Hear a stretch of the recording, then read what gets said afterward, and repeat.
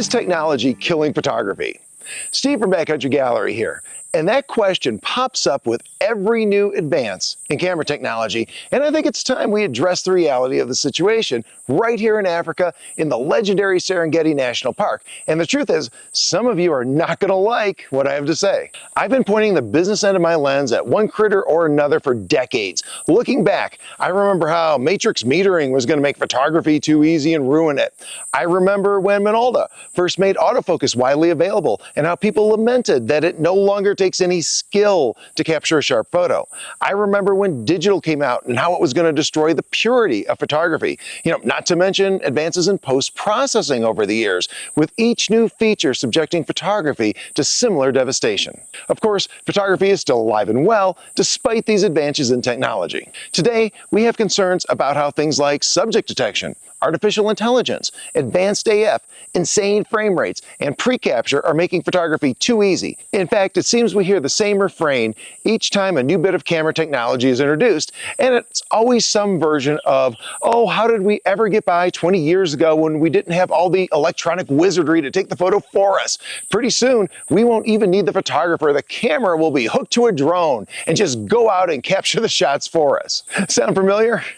Here's the thing, griping about new technology isn't going to stop it. It never has. What we need to ask ourselves is, why do so many photographers rail against new technology in the first place? The unvarnished truth is, I think many photographers are threatened by it. And I told you, you might not like what I have to say. However, I hope you'll hear me out and then let me know your thoughts in the comments. In the not so distant past, great photos were heavily reliant on the solid and sometimes exceptional technical skills of the photographer.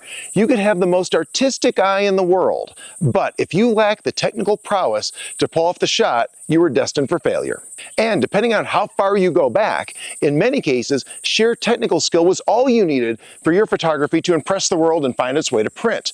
There was a time in the not so distant past that just getting a sharp photo of a bird in flight against a blue sky was a rarefied skill possessed by only a handful of the most proficient action photographers. In fact, thinking back to the film and manual focus era, I remember the first time I saw a bird in flight image in a photo magazine. I don't recall much about it other than it was a large bird against a blue sky, and that I was blown away with the mastery required to pull off a shot like that. Today, sharp photos of birds against blue skies are every bit as rare as mosquitoes at a swamp.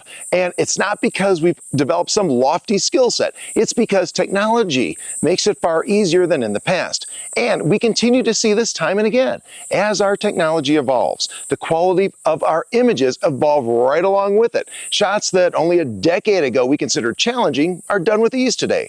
So one answer to the question of how did we ever get by with those old cameras is simply that we didn't. As technology has evolved, so have our standards for what constitutes a great image. What was a guaranteed draw dropper 10 or 20 years ago is often considered prosaic by today's standards. Sure, there are always classic images that are immune to the march of time, but for everyday photos, the ante has been upped.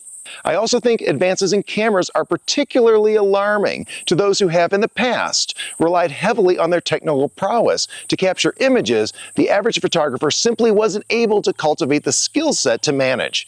Photos where the sheer technical ability required to pull off the shot were enough to carry it with only a modicum of artistic intent. However, as time and technology has marched on, we're rapidly approaching the point where pure technical proficiency no longer offers a significant edge for our imagery. Increasingly, the technical prowess of a photographer will give way to how well our photos are executed from an artistic standpoint. That's not to say you won't still have to learn the technology, only that once mastered, the technology will allow you to create photos that demanded the technical skills only a few masters possessed in the past. Just look at bird and flight photography.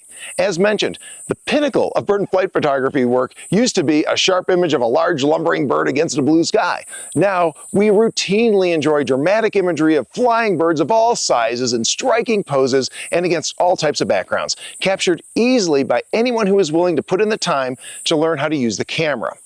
The power of photography to captivate a viewer increasingly lies in the artistic vision of the person wielding the technology. Recognizing great light, seizing unique opportunities, leveraging interesting angles, exploring unique compositional possibilities, and Learning to tell a story with our photos is where you start to drop the jaws of your viewers. By simply learning how to use the technology in the camera, anyone can go out and create a field guide level shot that perfectly documents an animal. The real power is to bring the viewer into the animal's world and make them feel like they're part of it. The best photographers I know are experts at dovetailing a camera's technical advantages with their own artistic vision to produce an image that connects the audience to the subject in an emotional way. They unlock ways to use the newly minted technology in their cameras to go in a new creative direction that they hadn't tried before or that was difficult or even impossible due to technical limits.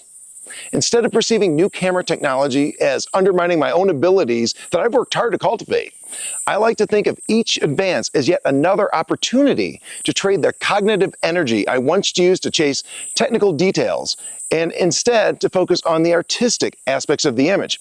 Instead of worrying about keeping my AF point on an animal's eye, what the meter is doing, or a dozen other mundane technical aspects of photography, I can instead focus on how my subject relates to its environment, the story I want to tell, and how to emotionally connect my animal with the viewer. In my mind, that's more than a fair trade. The bottom line is that going forward, I think the future of photography belongs to the artists. What are your thoughts? Let me know in the comments, and thanks for watching and have a great day.